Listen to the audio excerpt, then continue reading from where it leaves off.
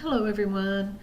I'm so sorry that with this little snafu over Zooming during class time, I don't really know how that came about, that we're not to have these in-class or like makeup classes through Zoom.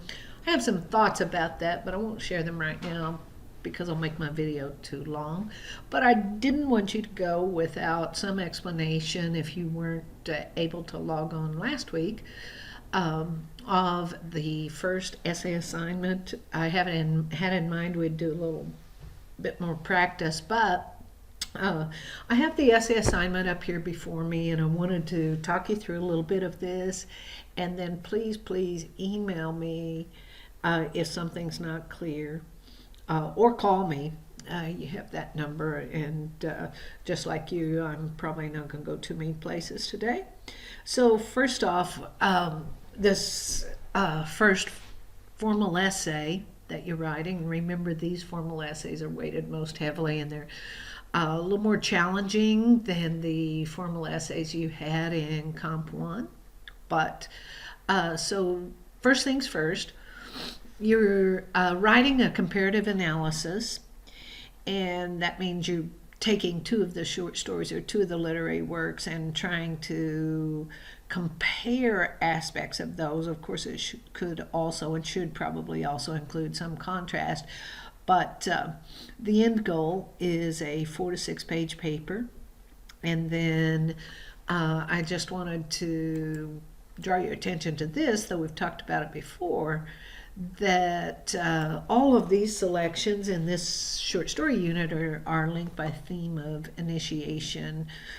Most of the characters go through a rite of passage. Even if there is no rite of passage, there's an entry into some aspect of an adult world where the protagonists lose innocence. They become aware of, in varying degrees, of certain adult truths, and they accept those or reject them also in varying degrees. So I'm wanting you to concentrate on that theme and then select two short stories that you would like to dig into more thoroughly. And so I'm going to jump down before I talk review anything about point of view or setting or characterization. I'm going to jump down to this paragraph because it's so very important that you've got to figure out what your grounds for comparison are, why you chose those two texts instead of some others.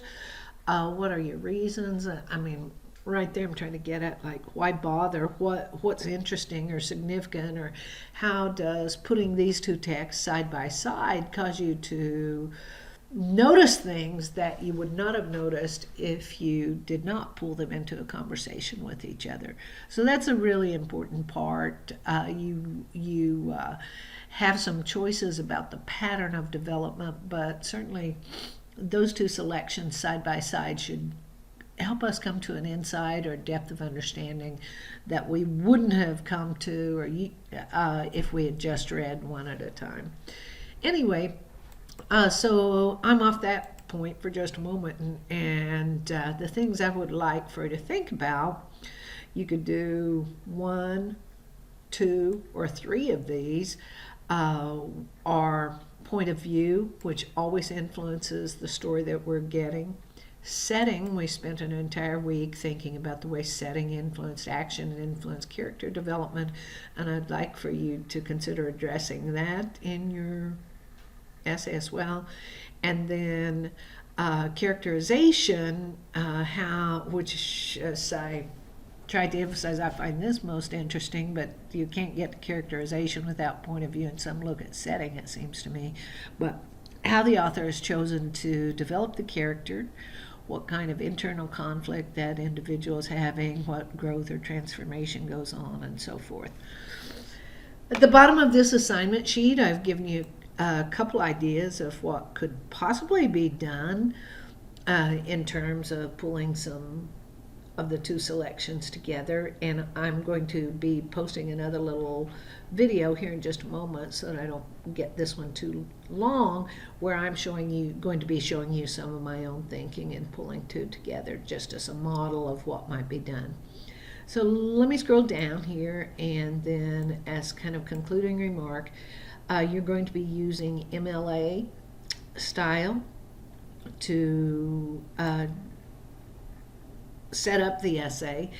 No secondary research is required, but parenthetical citations must be included for direct quotations and for paraphrases. And just to remind you, if you're working with our textbook, that amounts to putting the page number in parentheses at the end of the sentence that contains that direct quotation.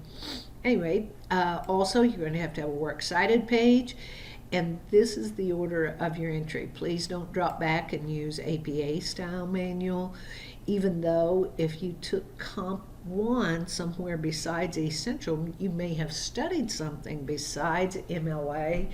That's going to be sort of, I hate to say incumbent upon you, but that is true, to make the change over to MLA. And if you took Comp 1 at East Central College, then I know you studied MLA style manual, and so you might need to pull back out those notes. But just for the time being, for some entry out of our textbook, what you need, the author of the short work, the author of the short story, last name, first name, title of the short story, title of the anthology, in italics, indenting line 2 of your citation, editor of the anthology, the edition number, publisher, and the page number span for the entire story. So great, like if you have a basic understanding of MLA and you see this, just like all you gotta do is follow those instructions for your works cited. You do have to have a works cited heading on the page, centered, set up according to the same kind of style that you learned last semester or were asked to learn. And then I'm almost ready to stop talking, but I want to remind you that, remember when we were practicing those little 5-sentence summaries of plot?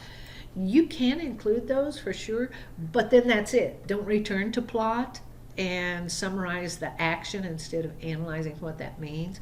You can mention some action in a sentence, but move into interpreting, explaining what that reveals in the strive for understanding the story more deeply, especially the theme of maturation and what the author seems to be saying about that rite of passage. In other words, every paragraph you have should have a topic sentence that establishes the point. Don't just give us a plot summary and then tell us after you've summarized the plot what you wanted us to notice, because we won't stick with it if we get too much into retelling the story. Okay, well, I'm going to stop this little video, upload it, and then I'll come back in and do part 2 to show you how you might get started. Thanks, everyone.